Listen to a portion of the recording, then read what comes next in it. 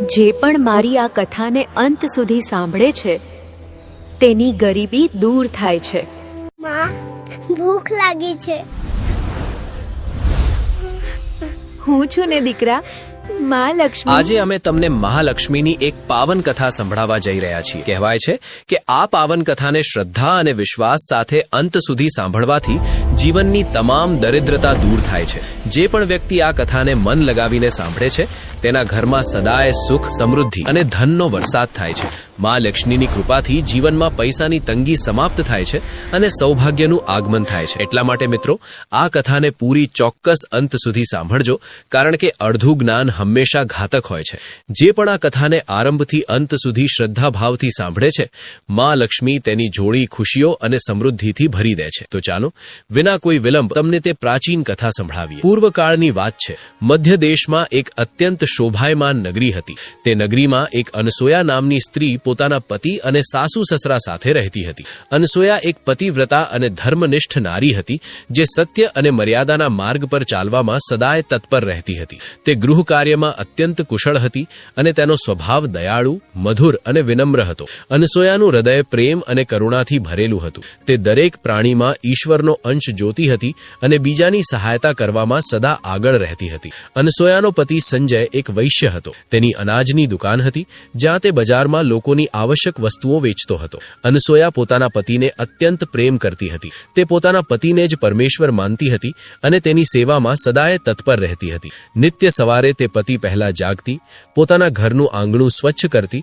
અને રંગોળી બનાવીને તેને સુંદર બનાવતી હતી. ત્યારબાદ તે આખા ઘરની સફાઈ કરી સ્નાન કરતી, પછી તુલસીને જળ ચઢાવતી અને દેવી દેવતાઓની પૂજા અર્ચના કરતી હતી. તેનો દિવસ સદાય નિયમ, શ્રદ્ધા અને સેવાથી ભરેલો હતો. અનસોયાએ પોતાના જીવનમાં ક્યારેય કોઈનો અનાદર કર્યું નહોતું. તે બધા સાથે મધુર વાણીમાં વાત કરતી અને બધાની સાથે આદર ભાવથી પેશ આવતી હતી. નગરના લોકો જ્યારે પણ અનસોયાને જોતા તો કહેતા કે આ તો સાક્ષાત લક્ષ્મી સમાન ગુણોવાળી સ્ત્રી છે. તેઓ તેની વિનમ્રતા અને પરિવાર પ્રત્યેના તેના સમર્પણની પ્રશંસા કરતા હતા. અનસોયાનો સ્વભાવ એટલો ઉદાર હતો કે જે પણ વ્યક્તિ તેના દ્વાર પર આવતો તે કંઈ પણ લીધા વગર ક્યારેય પાછો નહોતો ફરતો. દાન કરવું તેને પોતાની સૌથી મોટી સેવા લાગતો હતો. ચાહે કોઈ ભૂખ્યું હોય કે જરૂરિયાતમંદ, અનસોયા તેને પેટ ભરીને ભોજન કરાવીને જ વિદાય કરતી હતી. તેના દ્વાર પર આવેલા યાચકો તૃપ્ત થઈને જતા અને તેને આશીર્વાદ આપતા. ધીરે ધીરે નગરના લોકો કહેવા લાગ્યા કે અનસોયાના ઘરમાં સ્વયંમાં લક્ષ્મીનો નિવાસ છે, કારણ કે જે ઘરમાં સ્વચ્છતા, સેવા, દયા અને ધર્મનું પાલન થાય છે ત્યાં લક્ષ્મીનો વાસ સ્વાભાવિક હોય છે. જે પણ વ્યક્તિ અનસોયાના ઘરેથી પાછો ફરતો તે તેના સદગુણોની ચર્ચા કરતો. એટલું જ નહીં, અનસોયા પોતાના પડોશીઓની પણ સહાયતા કરતી હતી. તેના પડોશમાં જે પણ ગરીબ કે દુઃખી લોકો રહેતા તેમને તે નિત્ય ભોજન આપતી હતી. અનસોયાનું હૃદય એટલું ઉદાર હતું કે જ્યારે પણ કોઈ પડોશીને કોઈ વસ્તુની આવશ્યકતા હોતી તે વિના કોઈ વિચારે તેને આપી દેતી હતી. તેની આ ઉદારતાના કારણે પડોશીઓ તેનો અત્યંત સન્માન કરતા હતા. તેઓ કહેતા, ઓહો, આ અનસોયા તો સાક્ષાત દેવી છે. નિશ્ચય જ માં અન્નપૂર્ણાએ અનસોયાના રૂપમાં જન્મ લીધો છે. લોકો જ્યારે પણ અનસોયાની પ્રશંસા કરતા તો તેના વિષયમાં કેવળ શુભ અને સાચી વાતો જ કહેતા હતા. કિંતુ આ બધી પ્રશંસાઓ છતાં અનસોયાએ ક્યારેય ઘમંડ કર્યો નહીં. તે બધાથી આદરપૂર્વક અને વિનમ્રતાથી વાત કરતી હતી. તેની અંદર વિનમ્રતા અને કરુણાનો સમન્વય હતો. પછી એક દિવસની વાત છે. અનસોયાની એક પડોશણ તેના ઘર પર આવી. અનસોયાએ તરત જ ઊભા થઈને તેનું સ્વાગત કર્યું અને મોટા પ્રેમથી બોલી, હે બહેન, અમારા ઘરમાં તારું સ્વાગત છે. આજે કયા કારણથી તારું મારા ઘરે આગમન થયું છે? જો તારે કોઈ વસ્તુની જરૂરિયાત છે તો નિસંકોચ મને કહે, હું અવશ્ય તારી સહાયતા કરીશ. પડોશણે મુસ્કુરાતા કહ્યું, હે અનસોયા બહેન, આજે મારા ઘરે ઘણા સંબંધીઓ આવ્યા છે. હું તેમના માટે ભોજન બનાવી રહી છું, પરંતુ મારી પાસે રોટલી વણવા માટે પાટલી, વેલણ અને તવો નથી. જો તું થોડા સમય માટે આ વસ્તુઓ આપી દે તો મોટી કૃપા થશે. કામ પૂરું થતાં જ હું આ પરત કરી દઈશ. અનસોયાએ હસતા હસતા કહ્યું, હે બહેન, એમાં શું મોટી વાત છે? મને અત્યારે આ ચીજોની જરૂરિયાત નથી. તું નિશ્ચિંત થઈને આ લઈ જઈ શકે છે. ઊભી રહે, હું હમણાં જ લાવી આપું છું. આ કહીને તે રસોડામાં ગઈ અને ત્યાંથી પાટલી, વેલણ અને તવો કાઢીને તે પડોશણને આપી દીધા. પડોશણે કૃતજ્ઞતાથી કહ્યું, બહેન, તારો ખૂબ ખૂબ ધન્યવાદ. આજે તે મારું કામ સફળ કરી દીધું. જ્યારે મારા મહેમાન ભોજન કરી લેશે ત્યારે હું તારો સામાન પાછો આપી દઈશ. અનસોયા મુસ્કુરાઈ અને બોલી, ચિંતા ન કર, જ્યારે તારું કાર્ય પૂર્ણ થઈ જાય ત્યારે પરત કરી દેજે. આટલું કહીને તે પડોશણ અનસોયાની પાટલી, વેલણ અને તવો લઈને ચાલી ગઈ. થોડા સમય બાદ એક અન્ય સ્ત્રી અનસોયાના ઘરે આવી. અનસોયાએ તેનું પણ એટલા જ પ્રેમથી સ્વાગત કર્યું અને કહ્યું, પધારો બહેન, આજે તારે મારી પાસે શું કાર્ય છે? સંકોચ ન કર, જે પણ જરૂરિયાત હોય નિસંકોચ જણાવ, હું અવશ્ય તારી સહાયતા કરીશ. ત્યારે તે સ્ત્રી બોલી, હે બહેન, મારા ઘરમાં બહુ ગંદકી થઈ ગઈ છે અને સફાઈ કરવા માટે મારી પાસે કંઈ જ નથી. એટલા માટે હું તારી પાસે આવી છું કે જો તને કોઈ વાંધો ન હોય તો કૃપા કરીને તારા ઘરની સાવરણી મને આપી દે. હું મારું ઘર સાફ કરીને તરત જ પરત કરી દઈશ. અનસોયાએ મુસ્કુરાતા કહ્યું, હે બહેન, બસ સાવરણી જ તો છે, એમાં શું સમસ્યા હોઈ શકે? તું ઊભી રહે, હું હમણાં જ લઈને આવું છું. આટલું કહી અનસોયા ઘરની અંદર ગઈ અને ત્યાંથી સાવરણી લાવીને તે સ્ત્રીને આપી દીધી. તે સ્ત્રી ધન્યવાદ કહેતી અનસોયાના આશીર્વાદ લઈને પોતાના ઘરે ચાલી ગઈ. થોડો સમય વીત્યો અને થોડીવાર પછી એક અન્ય સ્ત્રી અનસોયાના ઘરે આવી. અનસોયાએ હંમેશાની જેમ તેને પણ આદરપૂર્વક સ્થાન આપ્યું અને કોમળ વાણીમાં બોલી, પધારો બહેન, આજે તમારું મારા ઘરે આવવું શુભ છે. જણાવો, કયા કાર્યથી આવ્યા છો? જે પણ જોઈએ નિસંકોચ થઈને કહો, હું અવશ્ય તમારી સહાયતા કરવાનો પ્રયાસ કરીશ. તે સ્ત્રી સ્નેહપૂર્વક બોલી, હે અનસોયા બહેન, તમે બહુ દયાળુ છો. મેં તમારા વિશે નગરભરમાં સાંભળ્યું છે કે તમે બધાની સહાયતા કરતા રહો છો. એટલા માટે આજે હું પણ તમારી પાસે એક નાની મદદ માંગવા આવી છું. અનસોયાએ સહેજ ભાવથી કહ્યું, સંકોચ ન કર બહેન, જે પણ જરૂરિયાત હોય નિસંકોચ કહે. જો મારા સામર્થ્યમાં હશે તો હું નિશ્ચિત જ તારી સહાયતા કરીશ. તે સ્ત્રી થોડી હિચકિચાતા બોલી, હે અનસોયા બહેન, આજે મારી પુત્રીને જોવા માટે છોકરાવાળા અમારા ઘરે આવી રહ્યા છે. હું મોટી ચિંતામાં છું, કારણ કે તેની પાસે પહેરવા માટે ન તો સારા વસ્ત્રો છે ન તો કોઈ ઘરેણું. હું ઈચ્છું છું કે જ્યારે તે લોકો આવે તો મારી દીકરી સારી લાગે, પણ મારી પાસે આપવા માટે કંઈ નથી. જો તું કૃપા કરીને એક દિવસ માટે તારા ઘરેણાં અને સાડી મને આપી દે તો હું તારી ખૂબ ઋણી રહીશ. કાલે જ બધું પાછું આપી દઈશ. આ સાંભળી અનસોયાના ચહેરા પર કરુણા અને સ્નેહ ઝળકી ઉઠ્યા. તે બોલી, બસ આટલી જ વાત? બહેન, તું ચિંતા ન કર, તારી પુત્રી તો મારી નાની બહેન સમાન છે. હું હમણાં જ તને મારા ઘરેણાં અને એક સુંદર સાડી આપું છું, જેથી તે રાજકુમારી જેવી દેખાશે. આટલું કહી અનસોયા ઘરની અંદર ગઈ અને મોટી શ્રદ્ધાથી પોતાની સાડી અને ઘરેણાં લઈને આવી. તેણે તે વસ્તુઓ પડોશણને સોંપતા કહ્યું, ભગવાન કરે તારી પુત્રીને ઉત્તમ વર મળે. તે પડોશણ અત્યંત પ્રસન્ન થઈ અને બોલી, બહેન, તારો ખૂબ ખૂબ ધન્યવાદ, આજે તે મારું દિલ જીતી લીધું. એવું કહીને તે અનસોયાના ઘરેણાં અને સાડી લઈને હર્ષપૂર્વક પોતાના ઘરે ચાલી ગઈ. પછી ધીરે ધીરે સાંજ થવા લાગી. સૂર્ય અસ્તાચલ તરફ જવા લાગ્યો અને તે જ સમયે એક અન્ય પડોશણ અનસોયાના ઘરે આવી. અનસોયાએ હંમેશની જેમ મોટા પ્રેમ અને વિનમ્રતાથી તેનું સ્વાગત કર્યું. તે મુસ્કુરાતા બોલી, પધારો બહેન, આજે કયા કારણથી મારા ઘરે આવવાનું થયું? જણાવો, હું તમારી કઈ રીતે સહાયતા કરી શકું? જે પણ જરૂરિયાત હોય નિસંકોચ થઈને કહો, હું અવશ્ય તમારી મદદ કરીશ. પડોશણે વિનમ્રતાથી કહ્યું, હે અનસોયા બહેન, તમે બહુ દયાળુ છો. બધા કહે છે કે તમે દરેક જરૂરિયાતમંદની સહાયતા કરો છો. આજે હું પણ તમારી પાસે એ જ આશાથી આવી છું. મારું બાળક ઘણા કલાકોથી ભૂખ્યું છે અને તેને પીવડાવવા માટે મારી પાસે દૂધ નથી. જો તમે થોડું દૂધ આપી દો તો મારા બાળકનું પેટ ભરાઈ જશે. આ તમારો બહુ મોટો ઉપકાર હશે. અનસોયાનું હૃદય દયાથી ભરાઈ આવ્યું. તેણે તરત જ કહ્યું, અરે બહેન, એમાં કઈ મોટી વાત છે? ઊભી રહે, હું હમણાં જ તને દૂધ લાવી આપું છું. તે રસોડામાં ગઈ, એક પાત્રમાં દૂધ કાઢ્યું અને સ્નેહપૂર્વક તે સ્ત્રીને આપી દીધું. પડોશણની આંખોમાં કૃતજ્ઞતા છલકાઈ આવી. તેણે કહ્યું, હે અનસોયા બહેન, તમે સાક્ષાત દેવી છો. ઈશ્વર તમને સદા સુખી રાખે. આ કહીને તે પ્રસન્નતાથી તે દૂધ લઈને પોતાના ઘરે ચાલી ગઈ. આ પ્રકારે અનસોયાએ દિવસભરમાં પોતાના તમામ પડોશીઓની સહાયતા કરી. કોઈને સાવરણી, કોઈને પાટલી, વેલણ અને તવો, કોઈને ઘરેણાં અને વસ્ત્ર, તો કોઈને દૂધ આપીને દાન અને સેવાનો ભાવ તેના જીવનનો આધાર હતો. બધાની સહાયતા કરી તે પ્રસન્ન મનથી પોતાના ઘરના કાર્યોમાં લાગી ગઈ.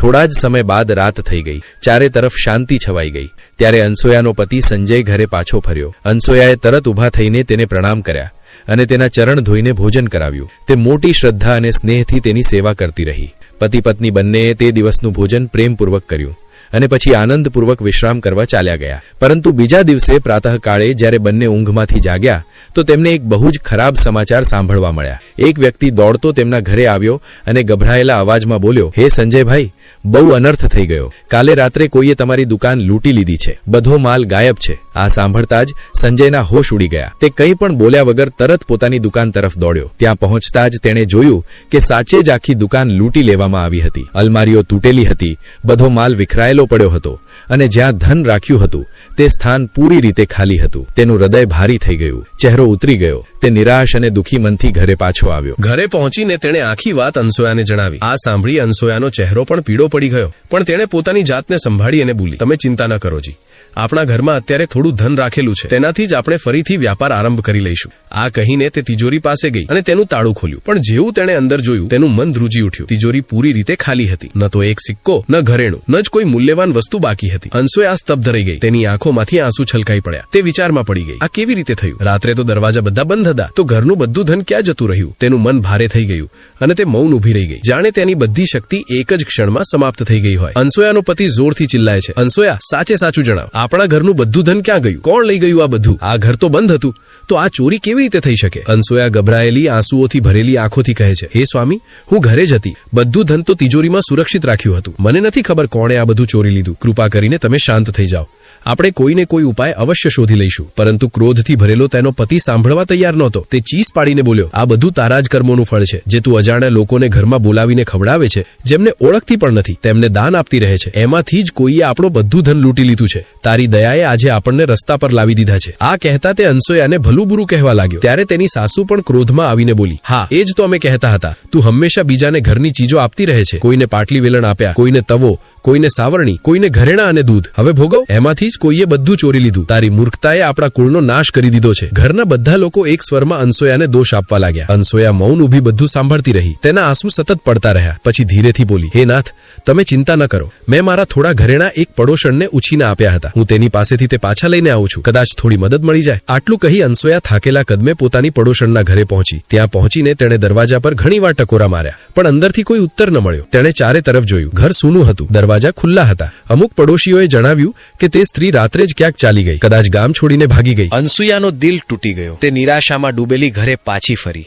અને પોતાના પતિને બધી વાત જણાવી દીધી. આ સાંભળી તેનો પતિ આગ બબૂલા થઈ ઉઠ્યો. તે ક્રોધમાં કાંપતા અવાજમાં બોલ્યો, હે અનસુયા, તું કેટલી મૂર્ખ છે. તારા જ કારણે આપણું બધું ધન વૈભવ નષ્ટ થઈ ગયું. તારી આ બેહિસાબ દાન આપવાની આદતે આપણને ભિખારી બનાવી દીધા. હવે તું આ ઘરમાં એક ક્ષણ પણ ન રહી શકે. અત્યારે જ નીકળી જા અહીંથી. અનસુયા કાંપતા સ્વરે બોલી, હે નાથ, મારા સિવાય તમારું આ સંસારમાં કોણ છે? અને મારા માટે તમે જ બધું છો. હું ક્યાં જઈશ? કૃપા કરીને મને ઘરથી ન કાઢો.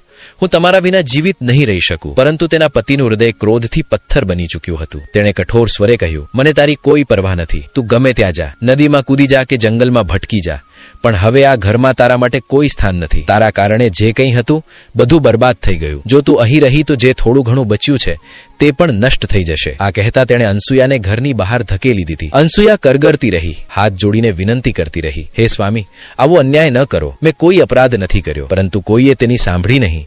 દરવાજો બંધ થઈ ગયો અને અનસુયા એકલી બહાર રહી ગઈ. આંસુ તેના ગાલ પર વહી રહ્યા હતા. હૃદય તૂટી ચૂક્યું હતું. તે રડતી, કાંપતા કદમે તે ઘરને છોડીને ચાલી નીકળી. તે ઘરને જેમાં અત્યાર સુધી તેનો આખો સંસાર વસેલો હતો. ચાલતા ચાલતા અનસુયા થાકેલી, તૂટેલી અને નિરાશ અવસ્થામાં માં લક્ષ્મીના મંદિરે પહોંચી. તેના કદમ ડગમગી રહ્યા હતા. આંખોમાંથી આંસુ રોકાવાનું નામ નહોતા લઈ રહ્યા. તે મંદિરના દ્વાર પર પહોંચી અને સીધી દેવીની મૂર્તિના ચરણોમાં પડી ગઈ. આંસુઓથી ભીંજાયેલો ચહેરો, કાંપતા હોઠોથી તે કરુણ સ્વરમાં બોલી, હે માં લક્ષ્મી, મેં એવો કયો પાપ કર્યો છે જે મારી આ દશા થઈ છે? હે માં, હું તો પ્રતિદિન તમારી પૂજા કરતી હતી, દીવો સળગાવતી હતી, તમારું નામ સ્મરણ કરતી હતી, છતાં પણ તમે મારું ઘર કેમ ત્યાગી દીધું?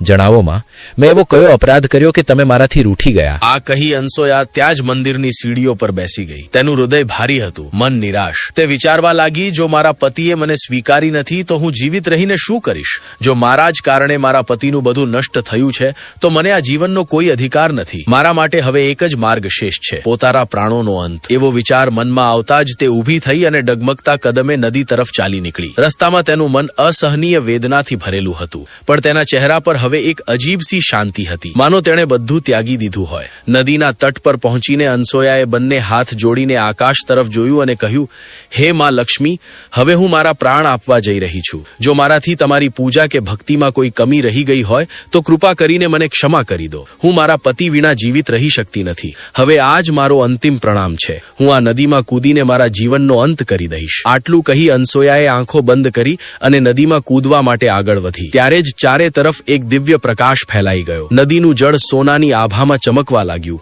અને વાતાવરણમાં કમળની સુગંધ ભરાઈ ગઈ. તે જ તેજસ્વી પ્રકાશની વચ્ચે સ્વયં માં લક્ષ્મી સાક્ષાત પ્રગટ થઈ ગયા. તેમનું રૂપ અદ્ભુત હતું. નેત્રોમાં કરુણા, મુખ પર દિવ્યતા અને ચરણોમાંથી પ્રકાશ નીકળી રહ્યો હતો. અનસોયા તે દિવ્ય જ્યોતિને જોઈને સ્તબ્ધ રહી ગઈ. માં લક્ષ્મીએ કોમળ પણ દ્રઢ સ્વરમાં કહ્યું, થોભી જા અનસોયા, થોભી જા પુત્રી, તું આ શું કરવા જઈ રહી છે? અનસોયાએ કાપતા આંખો ખોલી અને જ્યારે તેણે જોયું કે સાક્ષાત દેવી લક્ષ્મી તેની સામે ઊભા છે તો તેની આંખોમાંથી આંસુ વહી નીકળ્યા. તે તરત તેમના ચરણોમાં પડી ગઈ અને કહેવા લાગી, હે માં, મને ક્ષમા કરો. હું બહુ મોટો પાપ કરવા જઈ રહી હતી. મને લાગ્યું હવે મારા જીવનનો કોઈ અર્થ નથી બચ્યો. માં લક્ષ્મીએ તેના માથા પર હાથ ફેરવતા કહ્યું, હે અનસોયા, મનુષ્યએ પોતાના પ્રાણ સ્વયં ન લેવા જોઈએ. આ મહાપાપ છે.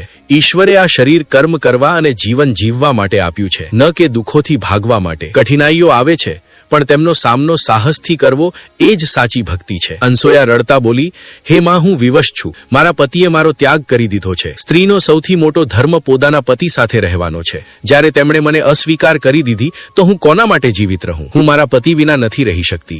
આ કારણે પોતાના પ્રાણ ત્યાગવા જઈ રહી હતી. માં લક્ષ્મીએ ગંભીરતાથી પરંતુ સ્નેહ ભરેલા સ્વરમાં કહ્યું, હે અનસોયા, હું બધું જાણું છું. એ પણ જાણું છું કે તારા પતિએ તને કેમ ત્યાગી, પરંતુ આ બધું તારી જ ભૂલના કારણે થયું છે. તે અજાણતામાં અમુક એવી વસ્તુઓ બીજાને આપી દીધી જે કોઈ પણ સ્ત્રીએ પોતાના ઘરથી બહાર ન આપવી જોઈએ. આ જ વસ્તુઓના કારણે મારે તારું ઘર છોડીને જવું પડ્યું. અનસોયાએ આશ્ચર્ય અને પશ્ચાતાપથી કહ્યું, હે માં, મેં તો કેવળ બીજાની મદદ કરી હતી, કોઈનું ખરાબ નહોતું ઈચ્છ્યું. કૃપા કરીને જણાવો તે કઈ વસ્તુઓ હતી જેના કારણે તમે મારા ઘરેથી ચાલ્યા ગયા? દેવી લક્ષ્મીએ અનસોયા તરફ સ્નેહ અને ગંભીરતાથી જોયું. પછી કહ્યું, હે પુત્રી અનસોયા, હવે ધ્યાનપૂર્વક સાંભળ. હું તને તે વસ્તુઓ વિશે જણાવવા જઈ રહી છું જેને કોઈ પણ સ્ત્રીએ બીજાને ન આપવી જોઈએ. આ વસ્તુઓનું દાન કરવા પર હું તે ઘરને ત્યાગી દઉં છું, કારણ કે તે વસ્તુઓ ન કેવળ ભૌતિક બલકે આધ્યાત્મિક રીતે પણ અત્યંત પવિત્ર હોય છે. આનો સંબંધ ઘરની સમૃદ્ધિ, શુદ્ધતા અને સૌભાગ્ય સાથે હોય છે. માં લક્ષ્મી આગળ બોલ્યા, હે અનસોયા, સૌથી પહેલી વસ્તુ છે પાટલી, વેલણ અને તવો. આ વસ્તુઓનું સ્થાન રસોડામાં હોય છે અને રસોડું જ ઘરનું હૃદય હોય છે. આના દ્વારા જ અન્ન બને છે જે પરિવારનું પાલન કરે છે. આ જ વસ્તુઓથી ભગવાન વિષ્ણુ માટે પ્રસાદ તૈયાર કરવામાં આવે છે અને તવા પર બનેલી પહેલી રોટી ગાયને સમર્પિત કરવામાં આવે છે. એટલા માટે આ વસ્તુઓની પવિત્રતા જાળવી રાખવી અત્યંત આવશ્યક છે. જે સ્ત્રી પોતાના ઘરની પાટલી, વેલણ કે તવો કોઈ બીજાને આપી દે છે તે અજાણતામાં પોતાના ઘરની લક્ષ્મીને બહાર મોકલી દે છે, કારણ કે આ વસ્તુઓના અપવિત્ર થવાથી ઘરનું સૌભાગ્ય નબળું પડી જાય છે. એટલા માટે અનસોયા, તે જ્યારે આ વસ્તુઓ તારી પડોશણને આપી તો એ જ તારી પહેલી અને સૌથી મોટી ભૂલ હતી. માં લક્ષ્મીએ થોડી ક્ષણ રોકાઈને આગળ કહ્યું, હવે સાંભળ, બીજી વસ્તુના વિષયમાં, સાવરણી. હે અનસોયા, સાવરણી મારા માટે અત્યંત પ્રિય અને પૂજનીય છે, કારણ કે આ ઘરની સ્વચ્છતાનું પ્રતીક છે. જ્યાં સ્વચ્છતા હોય છે ત્યાં જ મારો વાસ હોય છે. જ્યારે તે તારી પડોશણને તારા ઘરની સાવરણી આપી દીધી તો તે અજાણતામાં તે વસ્તુ આપી દીધી જેમાં હું સ્વયં વાસ કરું છું. એટલા માટે મારે તારું ઘર છોડવું પડ્યું. હે પુત્રી, સદાય ધ્યાન રાખજે. સાવરણીને ક્યારેય કોઈને ન આપવી જોઈએ, ન જ તેને ઘરની વચ્ચે કે દેખાય તેવા સ્થાન પર રાખવી જોઈએ. સાવરણીને સદાય આદરપૂર્વક છુપાવીને રાખવી જોઈએ, કારણ કે આ દરિદ્રતાને દૂર કરે છે અને સમૃદ્ધિને આકર્ષિત કરે છે. જે ઘરમાં સાવરણીનું અપમાન થાય છે કે તેને ખોટી રીતે પ્રયોગ કરવામાં આવે છે ત્યાંથી હું સ્વયં દૂર ચાલી જાઉં છું. યાદ રાખજે, સાવરણીથી ક્યારેય અપવિત્ર સ્થાનોની ગંદકી સાફ ન કરવી જોઈએ અને તેના પર પગ રાખવો પણ અશુભ હોય છે. ત્યારબાદ માં લક્ષ્મીએ કહ્યું, હે અનસોયા, હવે ત્રીજી વસ્તુ સાંભળ. આભૂષણ, ઘરેણાં. આભૂષણ કેવળ શૃંગાર નથી, પરંતુ એક સ્ત્રીની પ્રતિષ્ઠા, મંગળ અને સૌભાગ્યનું પ્રતીક હોય છે. હું સ્વયં આભૂષણોમાં વાસ કરું છું. જ્યારે કોઈ વિવાહિત સ્ત્રી પોતાના ઘરેણાં બીજાને પહેરવા માટે આપી દે છે તો તે અજાણતામાં પોતાના સૌભાગ્ય અને લક્ષ્મીનો અંશ કોઈ બીજાને સોંપી દે છે. આ કારણે તેના જીવનમાં દુર્ભાગ્ય અને કલહ પ્રવેશ કરે છે. સ્ત્રીના 16 શૃંગારોમાં ઘરેણાંનું અત્યંત મહત્વ છે. આ કેવળ સજાવટ નથી, પરંતુ દેવી શક્તિના પ્રતીક છે. એટલા માટે હે પુત્રી, પોતાના આભૂષણોને કોઈ અન્ય સ્ત્રીને પહેરવા માટે ક્યારેય ન આપો. ચાહે તે કેટલીય નિકટની કેમ ન હોય. પછી માં લક્ષ્મીએ અનસોયા તરફ જોઈને કહ્યું, અને હવે ચોથી વસ્તુ, સફેદ રંગની વસ્તુઓ, વિશેષ કરીને દૂધ. હે અનસોયા, યાદ રાખજે, દિવસના સમયે સફેદ વસ્તુઓનું દાન શુભ હોય છે, પરંતુ સાંજ પછી આનું દાન કરવું અત્યંત અશુભ માનવામાં આવ્યું છે, કારણ કે સફેદ રંગ ચંદ્રમા અને શીતળતાનું પ્રતીક છે, અને રાત્રિકાળમાં આનું દાન કરવાથી ઘરમાં દરિદ્રતા અને માનસિક શાંતિનો નાશ થાય છે. સાંજે દૂધ, દહીં, ચોખા કે સફેદ વસ્ત્રનું દાન કરવાથી મનુષ્યના જીવનમાં દુર્ભાગ્ય અને કષ્ટ પ્રવેશ કરે છે, પરંતુ તે જ્યારે તારી પડોશણને સાંજના સમયે દૂધ આપ્યું તો તે જ ક્ષણથી તારા ઘરમાં અશુભતાનો પ્રવેશ થઈ ગયો. આ જ તારી એક વધુ ભૂલ હતી. માં લક્ષ્મીએ અનસોયા તરફ સ્નેહ અને કરુણાથી જોતા કહ્યું, હે અનસોયા, હવે મેં તને તે બધી વસ્તુઓ વિશે જણાવી દીધું છે જેનું દાન, ઉધાર કે ઉપયોગ માટે કોઈ બીજાને આપવું અત્યંત અશુભ હોય છે. આ વસ્તુઓ કેવળ ઘરની સામગ્રી નથી, પરંતુ લક્ષ્મીનું નિવાસ સ્થાન હોય છે. જ્યારે કોઈ સ્ત્રી આ વસ્તુઓને બીજાને આપી દે છે તો તે અજાણતામાં પોતાના ઘરની સમૃદ્ધિ અને સૌભાગ્યને પણ બહાર મોકલી દે છે. એટલા માટે પુત્રી, આને ક્યારેય પણ કોઈને ન આપતી. આ સાંભળી અનસોયાની આંખોમાંથી પશ્ચાતાપના આંસુ વહી નીકળ્યા. તે દેવીના ચરણોમાં માથું નમાવીને બોલી, હે માં લક્ષ્મી, મારાથી બહુ મોટી ભૂલ થઈ ગઈ. હું આ વાતોથી અજાણ હતી. મેં તો કેવળ બીજાની સહાયતાના ભાવથી આ બધું કર્યું હતું. કૃપા કરીને મને ક્ષમા કરો અને જણાવો, હું હવે આ પાપનું પ્રાયશ્ચિત કેવી રીતે કરું? માં લક્ષ્મીએ કરુણામય સ્વરમાં ઉત્તર આપ્યો, હે અનસોયા, તારું હૃદય નિર્મળ છે અને તારો ભાવ સદાય શુભ રહ્યો છે. તે જે અજ્ઞાનતામાં કર્યું તેનો પશ્ચાતાપ તારા હૃદયમાં પહેલેથી જ છે. એ જ તારું પ્રાયશ્ચિત છે. તારા આંસુઓએ તારી ભૂલને ધોઈ દીધી છે. એટલા માટે હવે ચિંતા ન કર. પોતાના ઘરે પાછી જા. હું તને તારો બધો વૈભવ, ધન અને સુખ પરત કરી રહી છું. આટલું કહી માં લક્ષ્મીએ પોતાની દિવ્ય મુસ્કાન વિખેરી અને થોડી જ ક્ષણોમાં તે દિવ્ય પ્રકાશ સાથે અંતર્ધ્યાન થઈ ગયા. ચારે તરફ ફરીથી મધુર સુગંધ અને શાંતિ છવાઈ ગઈ. અનસોયા થોડીવાર સુધી દેવી તરફ નિહાળતી રહી. પછી તેમના ચરણોમાં હાથ જોડીને બોલી, હે માં, તમારા ચરણોમાં મારો વારંવાર પ્રણામ. તમે મારા જીવનને ફરીથી અર્થ આપ્યો. હું સદા તમારા ચરણોમાં શ્રદ્ધા રાખીશ. ત્યારબાદ તે શાંત અને પ્રસન્ન મનથી ઘર તરફ ચાલી નીકળી. તે જ સમયે દૂરથી તેનો પતિ તેની તરફ આવતો દેખાયો. તે ચિંતિત અને પસ્તાવાથી ભરેલો હતો. અનસોયાને જોતા જ તે દોડીને તેની પાસે આવ્યો અને રડતા બોલ્યો, હે અનસોયા, મને ક્ષમા કરી દે. મેં તને બહુ ભલું બુરું કહ્યું. મેં તારું અપમાન કર્યું, જ્યારે તું તો સાક્ષાત દેવી સમાન છે. માં લક્ષ્મીની કૃપાથી આપણને આપણું બધું ધન અને વૈભવ પાછું મળી ગયું છે. જે લોકોએ આપણું ધન લૂંટ્યું હતું તેમણે સ્વયં આવીને બધું પરત કર્યું અને તારું નામ લઈને ક્ષમા માંગી. હવે મને સમજાયું કે તારા જેવા પવિત્ર હૃદયના કારણે જ આપણા ઘરમાં લક્ષ્મીનું પુનઃ આગમન થયું છે. આ સાંભળી અનસોયાની આંખોમાં પ્રસન્નતાના હસુ છલકાઈ પડ્યા. તેણે પોતાના પતિને ક્ષમા કરી દીધી અને બોલી, હે નાથ, આ બધું માં લક્ષ્મીની કૃપા છે. તેમણે જ આપણને આ સુખ પરત કર્યું છે. બંને પતિ પત્ની એકબીજાને જોઈને મુસ્કુરાયા અને હાથ જોડી માં લક્ષ્મીનો ધન્યવાદ કર્યો. તેઓ પ્રસન્નતાથી પોતાના ઘરે પાછા ફર્યા. ઘરે પહોંચતા જ વાતાવરણમાં ફરીથી ખુશીઓ પાછી આવી ગઈ. મંદિરમાં દીવા પ્રગટાવવામાં આવ્યા. રસોડામાંથી પ્રસાદની સુગંધ આવવા લાગી અને અનસોયાના ઘરમાં માં લક્ષ્મીનો વાસ પુનઃ સ્થાપિત થઈ ગયો. તે દિવસથી અનસોયાએ પ્રણ કર્યો કે તે પોતાના ઘરની આ 4 વસ્તુઓ, પાટલી, વેલણ, તવો, સાવરણી, આભૂષણ અને સફેદ વસ્તુઓ, વિશેષ કરીને દૂધને, ક્યારેય બીજાને નહીં આપે. માં લક્ષ્મીની કૃપાથી અનસોયાનું જીવન ફરીથી સુખ, શાંતિ અને સમૃદ્ધિથી ભરાઈ ગયું. તો દોસ્તો, આ કથાથી આપણને એ જ શિક્ષા મળે છે કે આપણે આપણા ઘરની અમુક પવિત્ર વસ્તુઓને ક્યારેય બીજાને ન આપવી જોઈએ. જો તમને આ કથા સારી લાગી હોય તો જય માં લક્ષ્મી લખીને માના આશીર્વાદ અવશ્ય પ્રાપ્ત કરો.